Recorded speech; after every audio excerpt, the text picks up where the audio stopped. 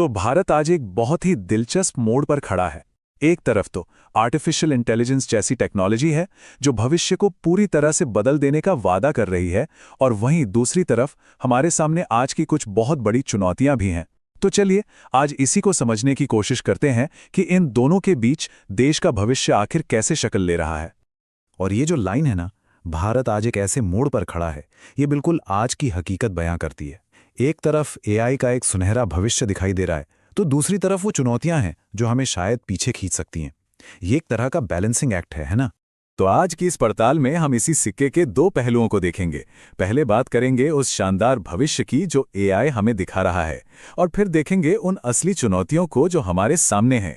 ठीक है, तो चलिए शुरुआत करते हैं भविष्य की एक झलक के साथ। अभी अभी नई दिल्ली में एक बहुत बड़ा ग्लोबल एआई समिट हुआ, और सच पूछिए तो ये भारत के बड़े इरादों का एक कह सकते हैं पावरफुल स्टेटमेंट था। जरा सोचिए, इस समिट को लीड कर रहे थे प्रधानमंत्री मोदी, और उनके साथ कौन थे? फ्रांस के राष्ट्रपति इमैनुअल मैक्रों, यूएन के सेक्रेटरी जनरल एंटोनियो गुटेरेस, मतलब बड़े बड़े ग्लोबल लीडर्स।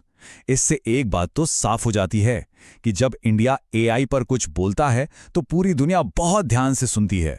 अब प्रधानमंत्री मोदी का जो विजन था वो काफी बड़ा और क्लियर था। उन्होंने मोटा मोटा 3 बड़ी बातें कहीं।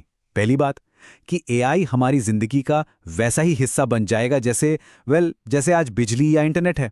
दूसरी बात, और ये बहुत जरूरी है, कि ये हमारे युवाओं के लिए लाखों नई नौकरियां लेकर आएगा।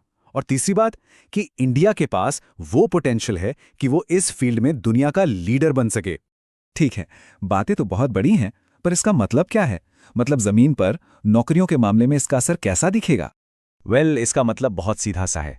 आने वाले वक्त में जो नौकरियां होंगी वो ज्यादातर आईटी, आर्टिफिशियल इंटेलिजेंस और सॉफ्टवेयर डेवलपमेंट जैसे सेक्टर्स में ही होंगी। यानी देश के अंदर स्किल्स की जो डिमांड है ना, वो पूरी तरह से बदलने वाली है। तो भविष्य की ये तस्वीर तो काफी अच्छी लग रही है ना? लेकिन अब आते हैं आज की हकीकत पर, क्योंकि इस एआई वाले सपने को सच करने के रास्ते में कुछ बहुत बड़ी रुकावटें भी हैं। और पहली चुनौती आती है पॉलिटिक्स और इकोनॉमी के बीच से। देखिए, हाल ही में सुप्रीम कोर्ट ने एक बहुत ही अहम बात कही। कोर्ट ने साफ साफ कहा कि चुनाव जीतने के लिए जो ये मुफ्त की चीजें बांटने का वादा किया जाता है ना, ये देश की इकोनॉमी को नुकसान पहुंचाता है। अब जरा सोचिए, अगर इस पर सीरियसली अमल किया जाए तो कितना बड़ा शिफ्ट आ सकता है। हो सकता है कि सरकारें इन फ्री स्कीम्स से हटकर जॉब्स क्रिएट करने और असल डेवलपमेंट पे ज्यादा फोकस करने लगें। मतलब ये एक ऐसा कदम है जो देश की आर्थिक दिशा ही बदल सकता है।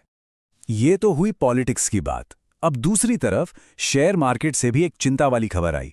सेंसेक्स और निफ्टी, जो हमारी सबसे बड़ी कंपनियों का हाल बताते हैं, उनमें अचानक से बड़ी गिरावट देखने को मिली।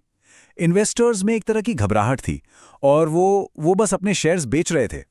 तो सवाल उठता है कि भाई, बाजार अचानक गिरा क्यों? देखिए, एक्सपर्ट्स इसकी 3 मेन वजहें बता रहे हैं। एक तो दुनिया भर में जो टेंशन बढ़ रही है, दूसरा देश की अपनी पॉलिसीज को लेकर थोड़ा कंफ्यूजन, और तीसरा और शायद सबसे बड़ा कारण, इन्वेस्टर्स का डर। और जब मार्केट में डर फैलता है तो वो गिरता ही है। तो अब इसका क्या मतलब निकालें? देखिए, सीधा सा टेक अवे ये है कि हाँ, शॉर्ट टर्म में थोड़ी उठापटक देखने को मिल सकती है, लेकिन ज्यादातर एक्सपर्ट्स का यही मानना है कि इंडियन इकोनॉमी के जो फंडामेंटल्स हैं वो मजबूत हैं, और लॉन्ग टर्म में चीजें वापस पटरी पर आ जाएंगी। और ये सिर्फ इकोनॉमी की ही बात नहीं है। रोजमर्रा की जिंदगी में भी कुछ चीजें सामने आईं। जैसे दिल्ली एयरपोर्ट पर एक सर्वर फेल हो गया और वहां घंटों तक अफरा तफरी मची रही। दूसरी तरफ पंजाब सेक्रेटेरिएट में बॉम्ब की धमकी मिली, जिसने सिक्योरिटी को लेकर बड़े सवाल खड़े कर दिए। यह सब दिखाता है कि हमारे सिस्टम पर अभी भी कितना प्रेशर है। लेकिन इन सब बड़ी बड़ी उलझी हुई पॉलिटिकल और इकोनॉमिक खबरों के बीच कभी कभी कुछ ऐसी कहानियां सामने आती हैं जो हमें असली भारत की झलक दिखाती हैं। और ऐसी ही एक दिल छू लेने वाली कहानी आई त्रिपुरा से। हुआ ये कि वहां एक आग लगी जिसमें 3 परिवार बेघर हो गए, उनका सब कुछ जल गया। ऐसे में आफताब अली नाम के एक लोकल आदमी ने बिना एक पल सोचे उन तीनों परिवारों के लिए अपने घर के दरवाजे खोल दिए। ये एक छोटी सी घटना है, लेकिन ये एक बहुत बड़ी बात कहती है कि इन सारी मुश्किलों, सारी बहसों के बावजूद भारत में इंसानियत आज भी जिंदा है, और शायद यही हमारी सबसे बड़ी ताकत है। तो अब आगे का रास्ता क्या है?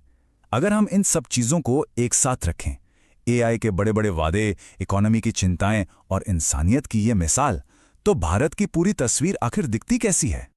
देखिए, तस्वीर बिल्कुल सिक्के के दो पहलुओं जैसी है। एक तरफ अच्छी खबर है, एआई में हम आगे बढ़ रहे हैं, नई नौकरियां आने वाली हैं, टेक्नोलॉजी ग्रो कर रही है। लेकिन सिक्के का दूसरा पहलू भी है जो चिंताजनक है। स्टॉक मार्केट गिरा हुआ है, सिक्योरिटी थ्रेट्स हैं, राजनीतिक मुद्दे हैं जिन्हें सुलझाना जरूरी है। यही आज के भारत की डबल साइडेड रियलिटी है। तो घूम फिरकर हम वापस उसी सवाल पर आ जाते हैं जहां से हमने शुरू किया था। भारत इस चौराहे पर कौन सा रास्ता चुनेगा? क्या वो एआई के सहारे भविष्य की ओर एक जबरदस्त छलांग लगाएगा, या फिर पहले अपनी आज की आर्थिक और सामाजिक चुनौतियों से निपटेगा? ये एक बहुत बड़ा सवाल है और इसका जवाब ही तय करेगा कि आने वाले सालों में भारत की कहानी क्या होगी।